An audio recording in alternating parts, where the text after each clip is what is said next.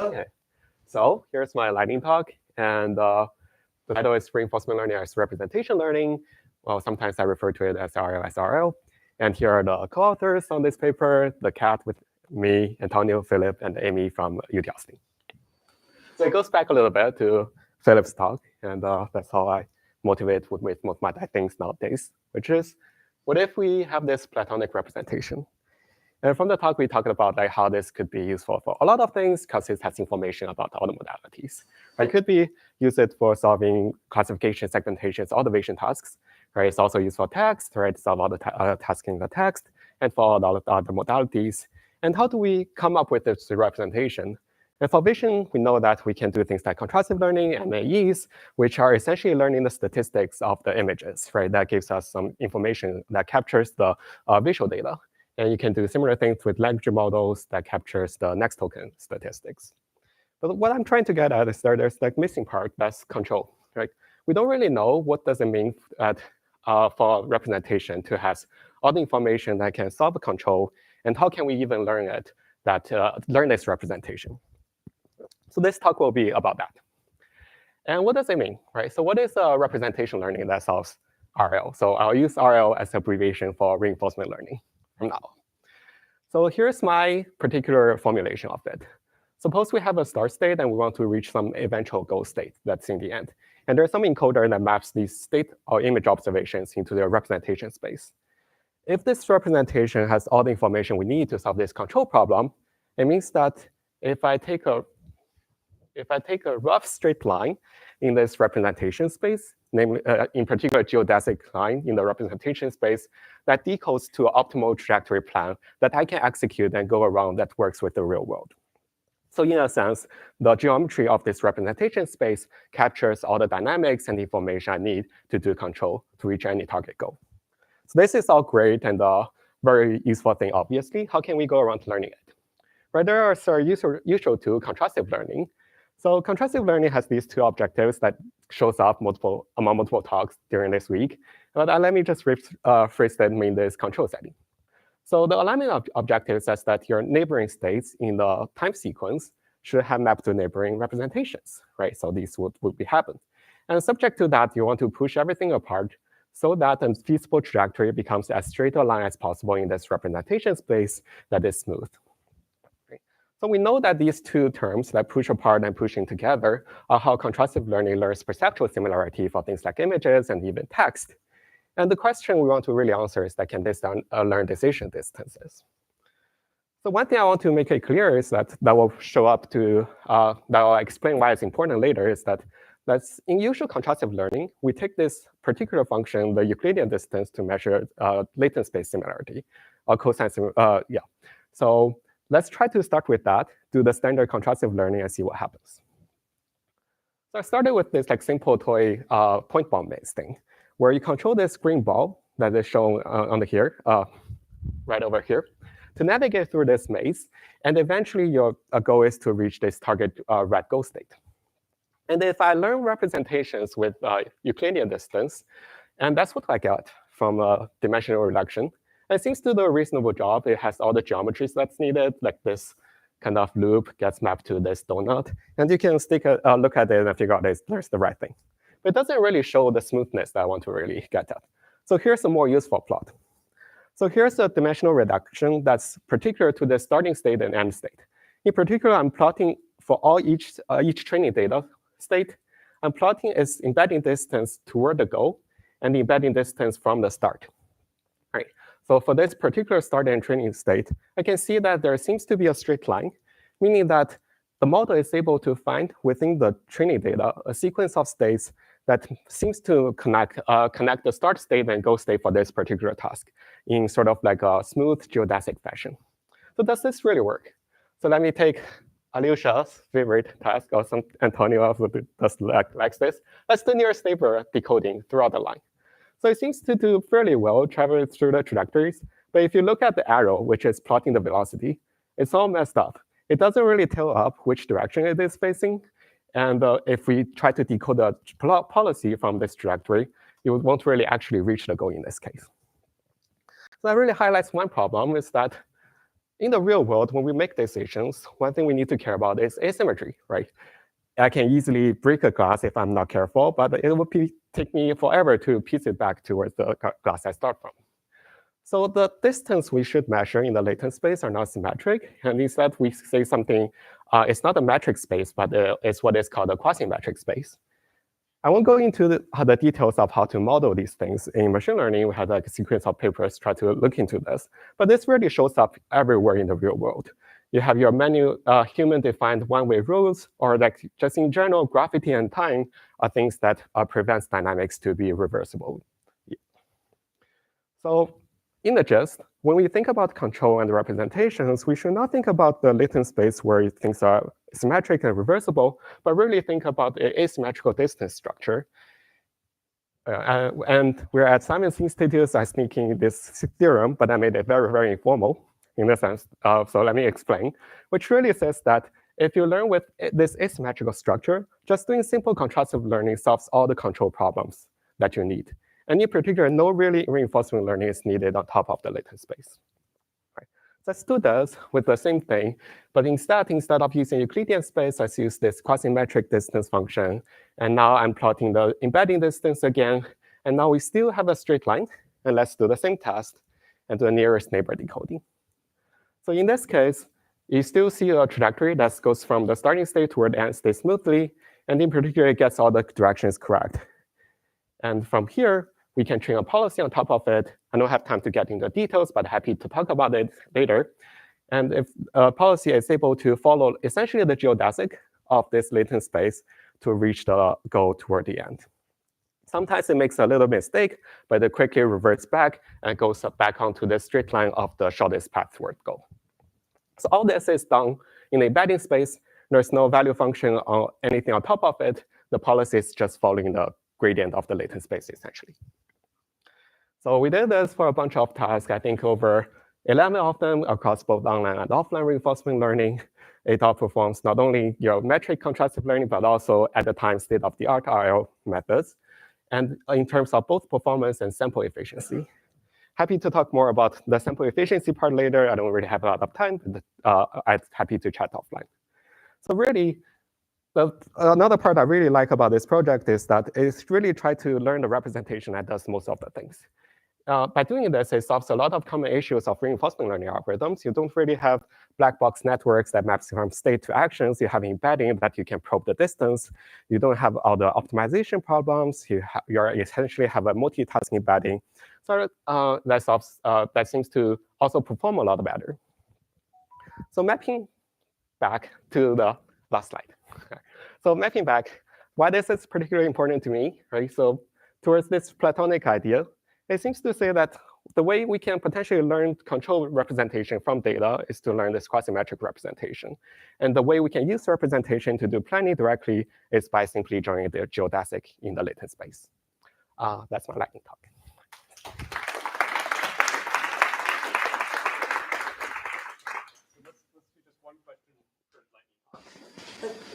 And the next presenter,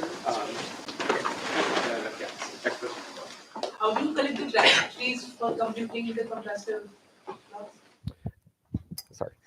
Yeah, in the offline case, we use whatever that's given in the standard data set. In the online case, we just do the usual policy data gathering and the policy update kind of loop.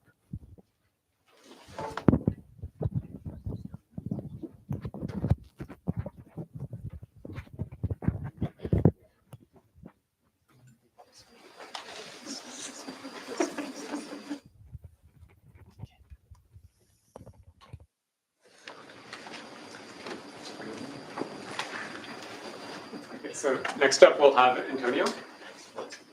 And we're going to take 1 second.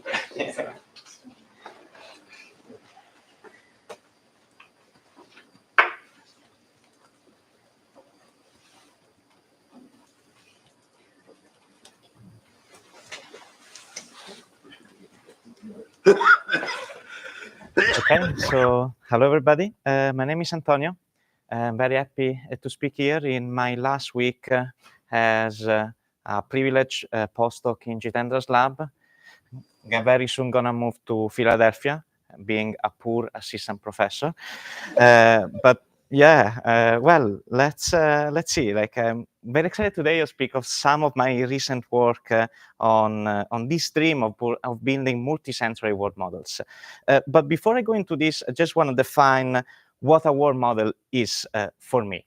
Right, it's like a very overloaded term, and essentially what I define it is a simplification of the real world that is usable for some downstream task. Like, for example, if my task is have my robot dog play hide and seek with me, well, maybe I don't have to model the complexity of the lighting, of the environment, of the forest I'm in. Like, some simple PD of how my body evolves, how I move, that would be enough. Now, one of the big surprises of robotics research in the last few years was the fact that you can use relatively simplistic world models, like essentially nothing more than partial differential equations at scale and some like not so complicated rendering to get amazing results in very fancy tasks. Like, I don't have time to show like not even like a tenth of like what's possible today, but just to give an example, we have super cool humanoids walking around like robots, drones flying faster than human pilots, all of this trained in simplistic world models. And of course, like these world models, they are not built just one day and use the other. Like it is an iterative process. We build a simple simulator, we use it for training something, we go in the real world, we see what's missing, and so on. Now, one of the big questions that we have right now is, what is the limit of this approach?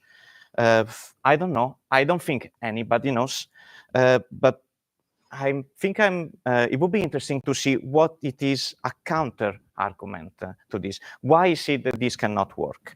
And I'll use for this a point from Oliver Brooks, who actually said that essentially it's impossible to build accurate world models simply because the computation complexity of the real world linearly scales with the number of particles.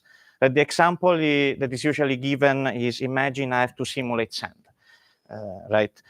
The more the particles I have, the more the complexity is going to be, right? It's going to scale linearly with the number of sand particles, and we don't have computers for doing that. So, given the assumption that robotics or like whatever thing we want to do with it requires accurate simulator, this is not going to work. Now, I agree with this argument. This might be a problem, but let me give you a counter argument that essentially is motivating some of my research recently, which is the fact that first, we might not need to simulate the whole complexity of the real world, and second, we can use regularities to essentially account for this complexity, to take it down significantly. And let me, for example, give an example of some of the recent work we did on building world models that contain not only vision, but also tactile information. This is kind of the first step. What we wanted to do in here with some colleagues in Michigan was building a system that could simulate myself like walking around in a scene, seeing what I would perceive, and also what I would touch by by just kind of interacting with the scene. Again, according to that argument, this would be almost impossible. There are like many particles in my finger, many particles around. But still, you could find a way of simplifying this problem. Okay, so like the result of this was a system that we call TARF, tactile augmented radial field. And what you can do with it at high level is walk around in the scene, generate novel view synthesis using like traditional techniques, and also go around and touch it. This is, for example, like the backyard at the University of Michigan, and this is one of their university offices. Now, one of the key aspects of this project was the fact that tactile sensors, as they are today, they are nothing but cameras. This is, for example, a digit sensor built by another Berkeley postdoc, another Italian Berkeley postdoc. So yeah, like this is how the sensor look like. It's like not that much bigger than my thumb. It contains a camera, and it projects a light on the sensor, on the gel in front. When the when the sensor touches something, the gel deforms, and this is recorded into the camera. So of course the question is, how can we record both images and tactile at the same time and put them in a shared 3D space? We did it by building a very simple setup, which is nothing more than a selfie stick with a phone on the top and a tactile sensor on the bottom. Now, since both are cameras, we can use techniques from traditional geometry, traditional camera registration to estimate their poses, the relative poses. And for example, a nice trick that we found was using a Bradley board for doing such registration, because it offers both very good signal in terms of vision and like very clear tactile signal that you see in here. Now, once I have the relative pose between these two, I can go around, collect like a 3D representation of the environment using whatever tool I want, and register the tactile in that same 3D space. So, like we did this as at the biggest scale that we could. We went more or less in all kind of environments, all kind of offices.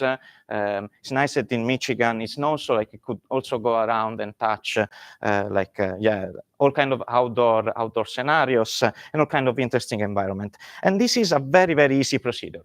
Like that's the student doing it. You just go around, like walk, record with your camera and touch some places of interest.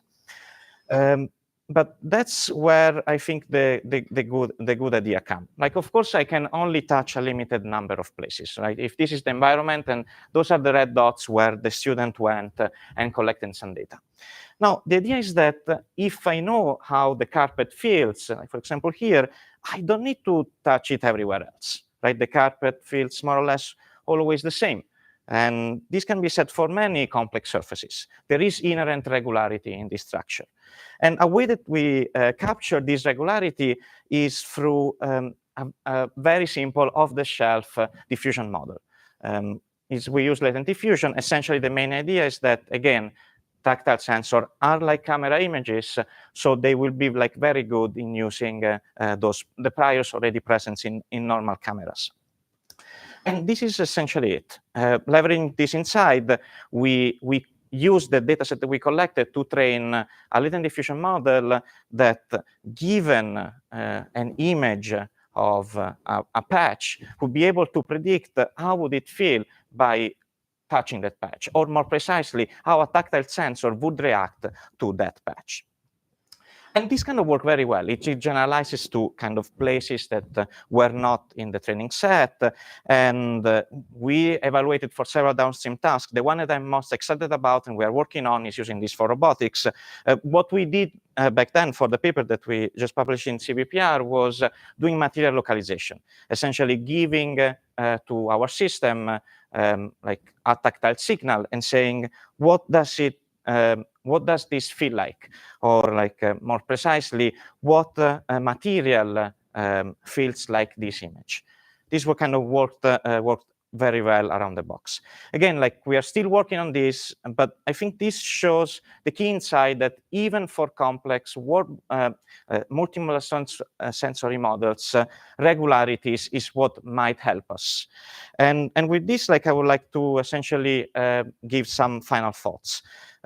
An often overlooked aspect of robotics research in general is that we don't just need these like very simple models which only capture physics and vision. We might need to go beyond that to really show the power of world models.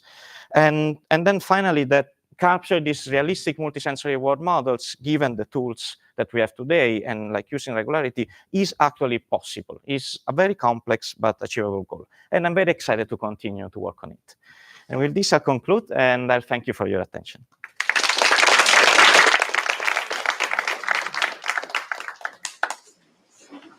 Okay, yeah, time for, let's say, one.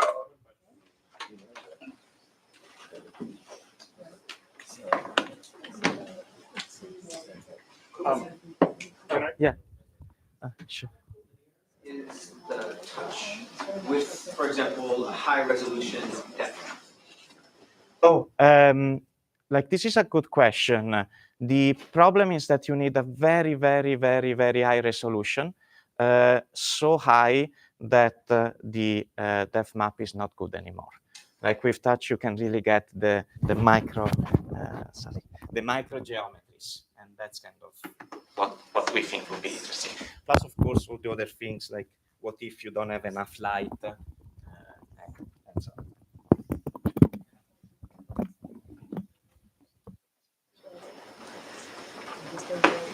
Happy to take more questions.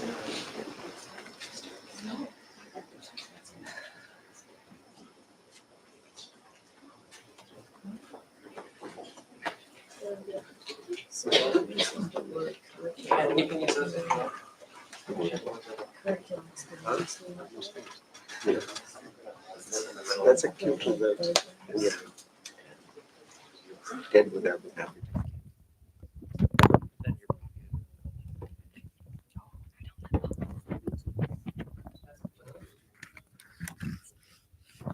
Hi everyone, my name's Anya, and Eunice and I will be talking about a project we've been working on towards understanding automated curriculum learning in humans and machines. And so humans are exceptionally good learners. From early childhood, we seek out useful information to shape our experiences in learning. We balance exploiting skills that we've acquired for rewards and exploring new ones to inform our decision making. Young children are very good at causal relations, and we have the capacity for curriculum learning. And when I refer to curriculum learning, I really talk about this idea that we start with the basics and gradually build up to more advanced concepts. So think about basic arithmetic in elementary school and then going to more advanced calculus. And when thinking about curriculum learning, you can think also about some of Vygotsky's work about the zone of proximal development. So getting a learner from what they can do to what they can't do. And usually this takes the form of an adult, a parent, or a teacher in a pedagogical sense, really realizing what needs to be done to get the learner to where they need to be. And in a similar vein, you can think about some of Celeste Kidd's work on this Goldilocks principle, where in terms of complexity, infants, there's a visual preference and an auditory preference of something that's not too simple, not too complex, but something that's just right. And perhaps that successful learning may depend on starting small. But what we really want to push in this project is going beyond this hand curriculum and thinking about this going from just A to B to C, but rather having an agent or a learner themselves deciding, okay, this is a little bit too difficult for me. I'm going to take a step back and try something a little bit more easier. So kind of thinking about Jitendra, what he said earlier, giving an agent or a system do A, then B, then C, having this agent or learner on their own realize this. So here we're really looking at how humans learn to reason with their own capabilities and use this to bootstrap what future knowledge they need to learn to address their current limitations. And then on the machine side, we're really interested in having these machines learn through self-assessment and how they can generalize and boost for convergence later on.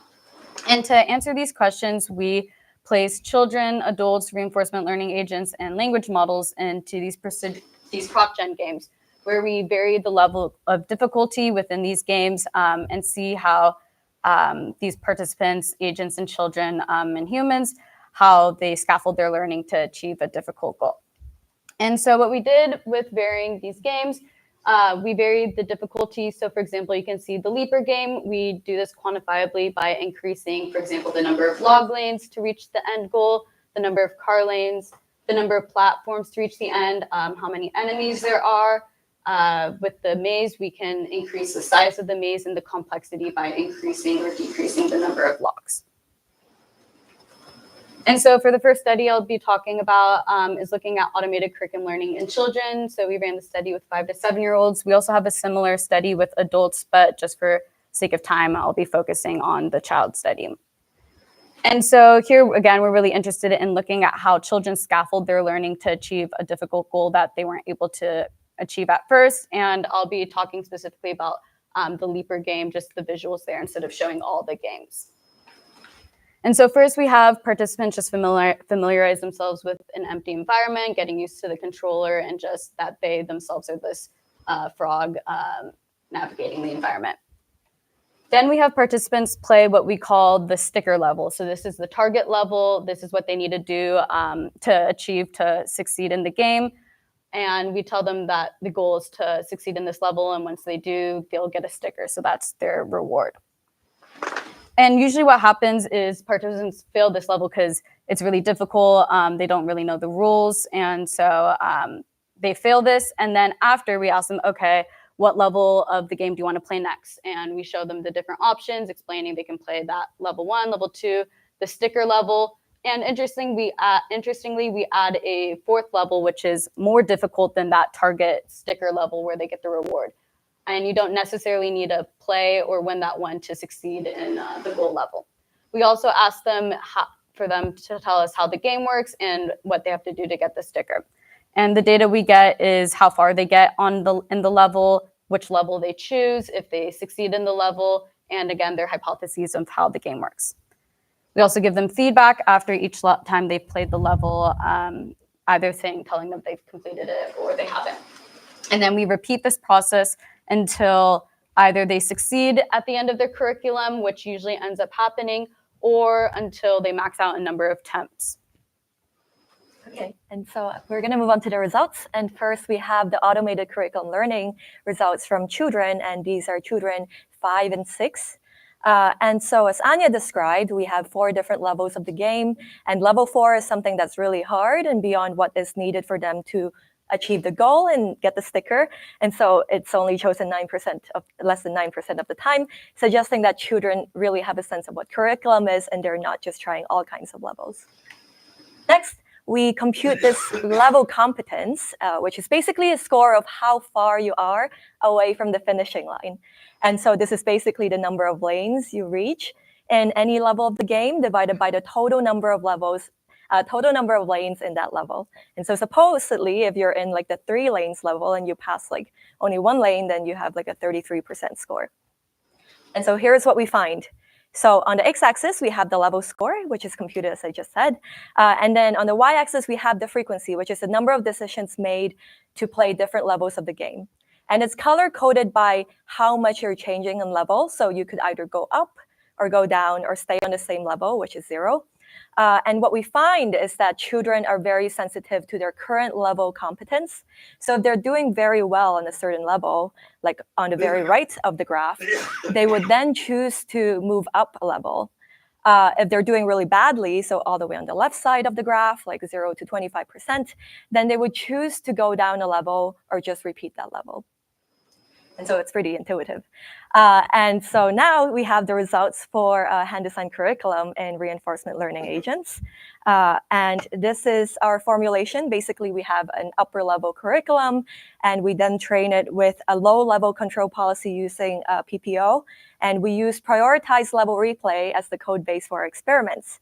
And so basically what happens is the agent gets trained for a number of steps in the train environment, gets the PPO update, and then is evaluated in a target environment. If they solve the target environment, then we're done. But if they don't, we go back and have the agent solve the current train environment or the next train environment, depending on what they can do. And so what does it mean in the context of Leaper? The target level, again, has 5 log lanes. So the agent starts at 1 log lane, and it advances to more and more log lanes when the training exceeds a certain threshold. And what we found is that all training trials experience divergence. And the maximum, or on average, what you could cross is just 3 lanes out of the 5 lanes.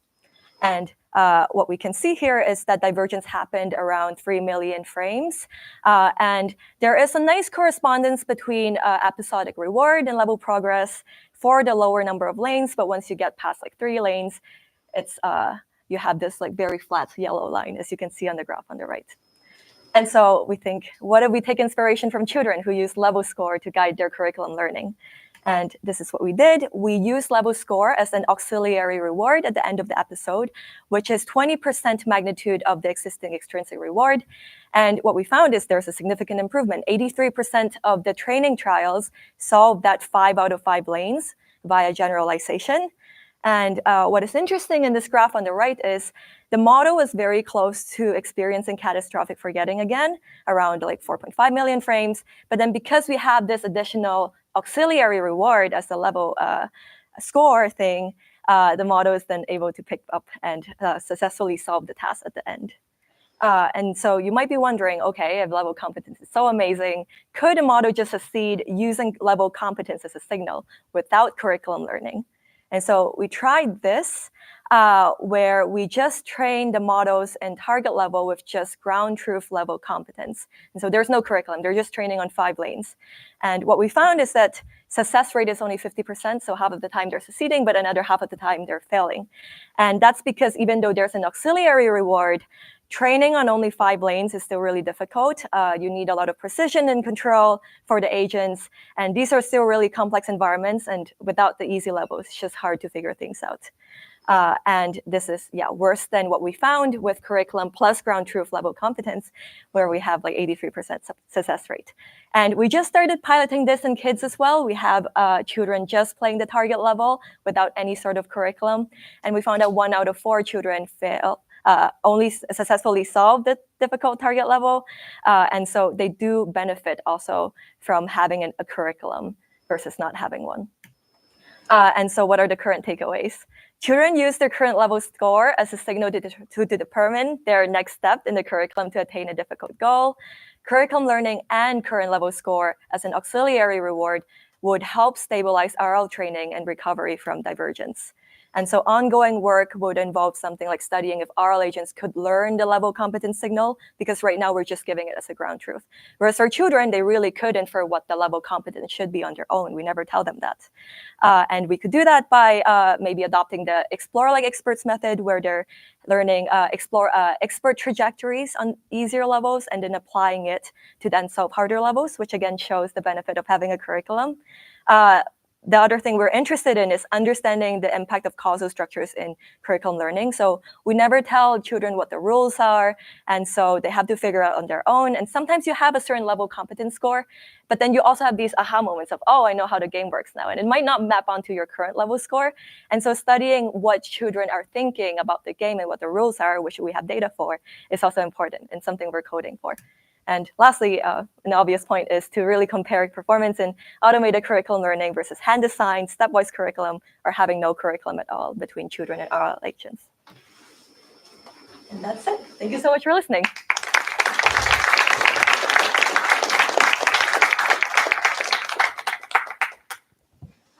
Questions?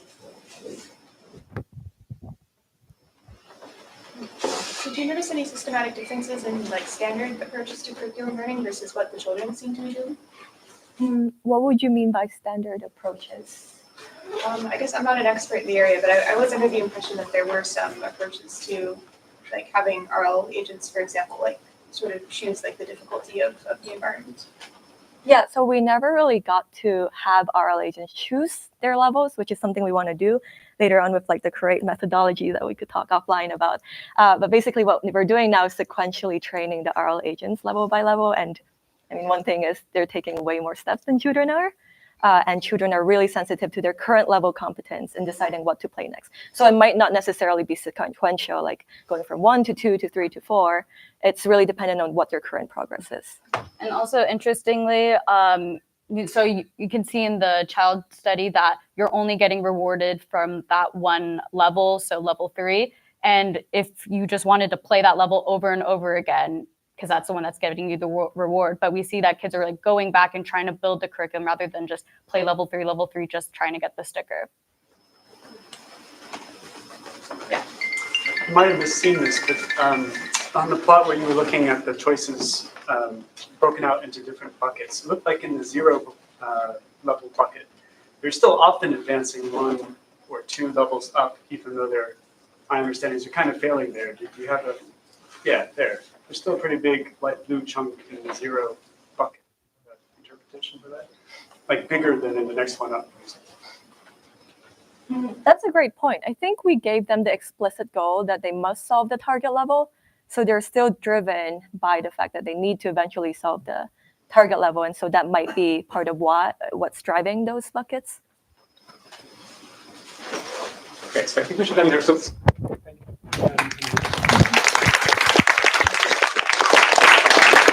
all the lightning talks. And I think we'll go to Huri for a few closing words. I think we only have time to say thank you. And thank you for coming, and to be continued. Could we to Shuri, who has been Yes. absolutely completely